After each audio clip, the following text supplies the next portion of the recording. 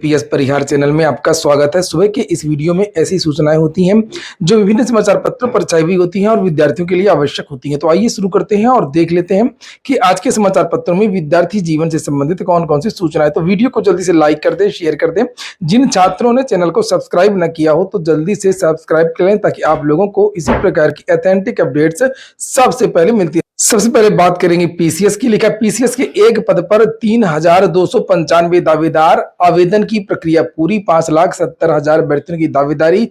14 मई को होगी प्रारंभिक परीक्षा। यहाँ पर लिखा है कि पीसीएस 2023 में जहां पदों की संख्या सीमित होने के कारण स्पर्धा बढ़ गई है, वहीं मुख्य परीक्षा के पाठ्यक्रम में बदलाव के कारण अभ्यर्थियों के लिए परीक्षा की तैयारी को लेकर के चुनौती भी बढ़ गई है। पीसीएस 2023 से वैकल्पिक विषय हटा दिए गए हैं और इनकी जगह समान अध्ययन के यूपी विशेष के 2 प्रश्न पत्र शामिल किए गए। ऐसे अभ्यर्थियों को अब नए सिरे से तैयारी करनी होगी। वहीं पर लिखा हुआ कि अभी भी पद बढ़ने के आसार हैं। यहाँ पर लिखा है नियमित प्रारंभिक परीक्षा का परिणाम घोषित होने तक आयोग को रिक्त पदों के जितने अधियाचन मिलते हैं उन्हें भर्ती में शामिल किए जाने का प्रावधान है। नीचे यहाँ पर लिखा कि पिछली 3 परीक्षाओं के मुकाबले इस बार आवेदन कम आए हैं। पीसीएस की पिछली 3 परीक्षाओं के मुकाबले इस बार आवेदन कम आए हैं। पीसीएस 2020 में 5,95,696 अभ्यर्थियों ने आवेदन किया था। 2021 में 6,91,173 विद्यार्थियों ने आवेदन किया था। 22 में 6,02,974 विद्यार्थियों ने आवेदन किया था। इस बार केवल 5,70,000 विद्यार्थियों ने ही आवेदन किया है। कारण साफ है कि पदों की जो संख्या है वो काफी कम है। दूसरा कारण जो दूसरे राज्य के विद्यार्थी हैं वो नहीं आए। इसमें तो नहीं लिखा है लेकिन ये एक प्रमुख कारण, क्योंकि यूपी स्पेशल के प्रश्न पत्र को देख करके जो दूसरे राज्य के विद्यार्थी हैं उनको बहुत मेहनत करनी पड़े। और यहाँ पर अगली जो सूचना है, असिस्टेंट प्रोफेसर के 10 पदों पर हुआ चयन। उत्तर प्रदेश लोक सेवा आयोग ने राजकीय मेडिकल कॉलेजों में assistant professor TB and chest के 3 पदों और असिस्टेंट प्रोफेसर आर्थोपेडिक्स के 7 पदों पर सीधी भर्ती का परिणाम जारी कर दिया है। आर्थोपेडिक्स के 7 पदों पर सिद्धार्थ कुमार अग्रवाल यहाँ पर छात्रों के नाम लिखे। तो वहीं पर असिस्टेंट प्रोफेसरों की नियुक्ति में अब आचार संहिता का पेच फंस गया है। राजकीय महाविद्यालयों में 128 पदों पर होनी है भर्ती। लिखा है प्रदेश के राजकीय महाविद्यालयों में असिस्टेंट प्रोफेसर के पदों पर चयनित अभ्यर्थी महीनों से नियुक्ति के लिए भटक रहे हैं। अब नगर निकाय चुनावों की अधिसूचना जारी होने से अभ्यर्थियों को कम से कम 1 माह और नियुक्ति के लिए इंतजार करना होगा। उत्तर प्रदेश लोक सेवा आयोग ने राजकीय महाविद्यालयों में 24 विषयों में असिस्टेंट प्रोफेसर के 128 पदों पर भर्ती के लिए साक्षात्कार करवाए। तो अब 14 मई के बाद ही इन विद्यार्थियों की नियुक्ति हो पाएगी। अगली सूचना है महाराजगंज से भर्ती आई हुई है। कस्तूरबा गांधी विद्यालयों की अध्यापकों की भर्ती है, ये आप लोग देख सकते हैं। और अलग अलग जिलों से इसके विज्ञापन निकल रहे हैं। कुशीनगर से भी विज्ञापन निकला हुआ है और ये महाराजगंज का विज्ञापन है। और इसमें अलग अलग विषय के बारे में बताया गया है, जैसे ये गणित के पूर्णकालिक शिक्षिका की एज 25 से 45 होनी चाहिए। रिक्त पद 3 है और यहाँ पर अलग अलग कैटेगरी के बारे में बताया गया है। 22,000 मानदेय मिलेगा।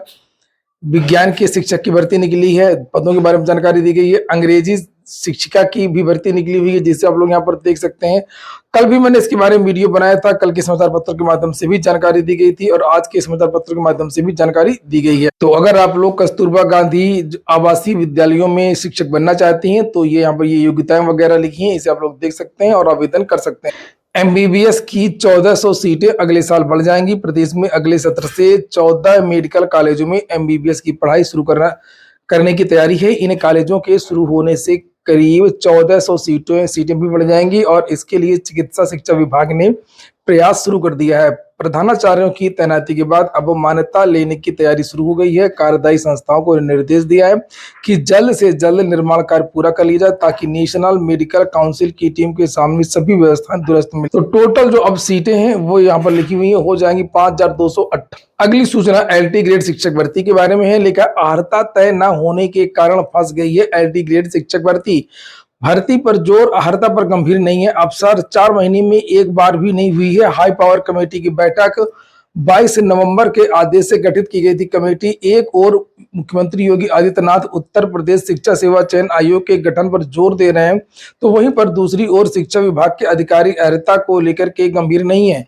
इसी का नतीजा है कि राजकीय माध्यमिक विद्यालयों में प्रवक्ता और सहायक अध्यापक एलटी ग्रेड के हजारों रिक्त पदों का अधियाचन मिलने के बावजूद उत्तर प्रदेश लोक सेवा आयोग भर्ती शुरू नहीं कर पा रहा है। शासन के विशेष सचिव डॉक्टर रूपेश कुमार ने समकक्ष अर्हता का निर्धारण करने के लिए 22 नवंबर 2022 हाई पावर अंतर विभागीय कमेटी गठित की थी। समिति से 15 दिन में अर्हता निर्धारित करते हुए रिपोर्ट देने को कहा गया था, लेकिन 4.5 महीने का समय बीतने के बावजूद अब तक हाई पावर कमेटी की एक भी बैठक नहीं हो सकी है। यह स्थिति तब है जब कि छात्र आए दिन लोक सेवा आयोग पर नई भर्ती शुरू करने के लिए प्रदर्शन करते रहते हैं। तो यहाँ पर नीचे आगे लिखा हुआ है कि बहुत सारे जो पद हैं वो प्रवक्ता और एलटी के खाली। तो वहीं पर द्वितीय सूची के लिए विद्यार्थी लगातार क्रमिक धरना प्रदर्शन कर रहे हैं, जिसे आप लोग देख सकते हैं। राजकीय विद्यालयों में सहायक अध्यापक एलटी ग्रेड 2018 के शेष बचे 8 विषयों की अवशेष श्रेष्ठता सूची द्वितीय सूची जारी करने की मांग को लेकर के छात्रों ने मंगलवार को 7वें दिन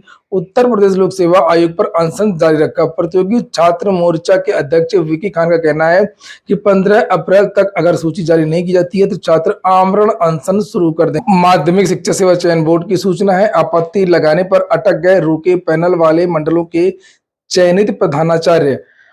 और लिखा कि अशासकीय सहायता प्राप्त एडेड माध्यमिक विद्यालयों के लिए वर्ष 2013 की प्रधानाचार्य भर्ती चयन बोर्ड की ढिलाई के कारण 4 मंडलों में आंशिक रूप से लटकी हुई है। 11 और 13 नवंबर 2022 को परिणाम घोषित किए जाने के बाद कुछ अभ्यर्थियों की ओर से आपत्ति लगाए जाने पर चयन बोर्ड ने 4 मंडलों का आंशिक पैनल रोक लिया। अन्य मंडलों के दोनों वर्गों का पैनल 6 दिसंबर को जारी किया गया था। रुके पैनलों पर आई आपत्तियों का निस्तारण ढिलाई के चलते अटका ही रहा। कुछ अभ्यर्थी परिणाम के विरुद्ध हाईकोर्ट की लखनऊ बेंच चले गए, वहां से वर्तमान में यथा स्थिति यानी स्टे होने से चयनित प्रधानाचार्य लटक गए। तो जो शेष मंडल हैं वहां के जो प्रधानाचार्य हैं उनको इंतजार है कि स्टे हटे और फिर उनकी नियुक्ति की जो प्रक्रिया वो आगे बढ़े। वहीं लेखपाल भर्ती अभी लटकी हुई है, फिर से इसकी नेक्स्ट डेट मिल गई है। अगली जो सुनवाई है वो 19 अप्रैल को होगी, यहाँ पर आप लोग देख सकते हैं। और वैसे भी जो मामला कोर्ट में गया जल्दी समाप्त नहीं होता है। इसी तरीके से दरोगा भर्ती भ्रष्टाचार के लिए भी सुनवाई हुई। उत्तर प्रदेश दरोगा भर्ती स्कैम को लेकर के अब उसमें 17 तारीख नेक्स्ट डेट लगी है। और विद्यार्थियों का कहना है कि दरोगा भर्ती में बहुत ज्यादा स्कैम हुआ, बहुत ज्यादा घोटाला हुआ है। इस भर्ती की दोबारा परीक्षा करवाई जाए।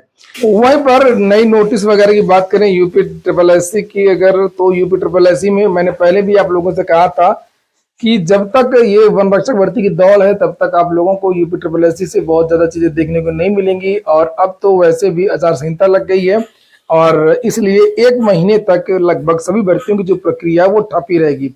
तो ठीक है दोस्तों, फिलहाल ये हो गया आज का वीडियो आपको अच्छा लगा हो, आपके काम का हो तो लाइक अवश्य कर दिया करें। जिन छात्रों ने चैनल को सब्सक्राइब ना किया हो सब्सक्राइब कर लें, और जिन छात्रों टेलीग्राम चैनल को ज्वाइन ना किया हो तो टेलीग्राम चैनल को भी ज्वाइन कर लें। टेलीग्राम चैनल में भी बहुत सारी महत्वपूर्ण सूचनाएं, महत्वपूर्ण नोटिस वगैरह दी जाती हैं। पूरा वीडियो सुनने के लिए बहुत बहुत धन्यवाद।